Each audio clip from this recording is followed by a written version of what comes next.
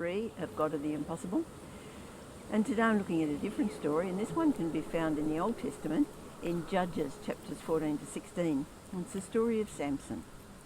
Now the people of Israel had been disobedient to God, and so God had allowed the Philistines to overrun them. But an angel of God came to a couple who were very faithful and also childless, and said to them that they would have a son. And this boy was to be what was called a Nazarite.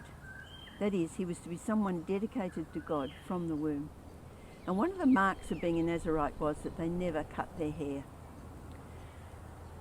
This promise was that he would be the one who would begin to deliver Israel from the Philistines. And we're told the Spirit of God began to stir in him. God's plan was that Samson would be the one to confront the Philistines. Now Samson fancied a Philistine woman and asked his father and mother if they would make the arrangements for him to marry her, and they were not happy with that because God had definitely said not to intermarry. What the parents didn't know was that this was actually the plan of God to get Samson into the Philistines, and that's where he could begin to stir up trouble for them. On his way down to make arrangements, he was attacked by a lion, and God's strength just came on him, and he killed the lion with his bare hands. And then later, when he actually went down to marry, he just stopped off to see the carcass of this lion and saw that there was a swarm of bees in it and honey. And so he took a scoopful of the honey, and it was lovely and sweet. He took some to his parents, but he never told them where that honey came from. Now, Samson met with the people of Philistia, and he posed them a riddle, and it said this: out of the eater, something to eat; out of the strong, something sweet. And he said, now if you can solve that riddle within 7 days, I'll give you 30 garments of linen and 30 sets of clothes. If you can't solve the riddle, then you've got to give them to me. Well, they couldn't come up with the answer. And so they started to threaten his new wife and say to her, you've got to coax the answer out of Samson, or else we'll burn your father's household.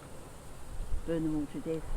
And so his new wife nagged and nagged and nagged, and she cried and cried and cried until Samson was forced to give in and tell her what the answer was.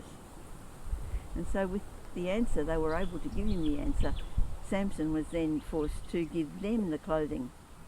But he did it by killing 30 Philistine men and taking their clothing and giving it to the men who'd solved the riddle. But he went home pretty angry. And this was the beginning of a real rivalry between Samson and the Philistines, and the rest of the story can be read in chapters 15 and 16. It's worth reading. So the Philistines tried to capture Samson. He was just such a nuisance to them. But every time they tried to capture him and bind him with ropes or whatever, he'd just break them. And eventually he married another Philistine woman, Delilah. And so they put the pressure on Delilah, find out the source of his strength. And again she nagged him day and night until finally Samson just had enough, and he told her it was because of the vow, and the symbol of the vow was that he would never cut his hair. And so Delilah arranged that his hair be shaved off while he slept. He lost all his power. He was captured. They tied him up. They gouged out his eyes. They put him in prison, and he was made to grind grain in the prison. The Philistines were delighted. They had defeated their enemy, and they wanted to celebrate the victory of their god Dagon. And so they gathered in the temple. They were celebrating the victory over the God of Israel. But in the meantime, Samson's hair had begun to grow back. And so he prayed one last time, God, give me the strength. And with it, he went into the centre of the temple, and he pushed down the 2 supporting pillars, which brought down the whole temple and destroyed hundreds of the Philistines. So what seemed like the end and the defeat of Samson, God used it to overcome the Philistines. Yes, Samson was willing to sacrifice his own life, but God was not going to be mocked.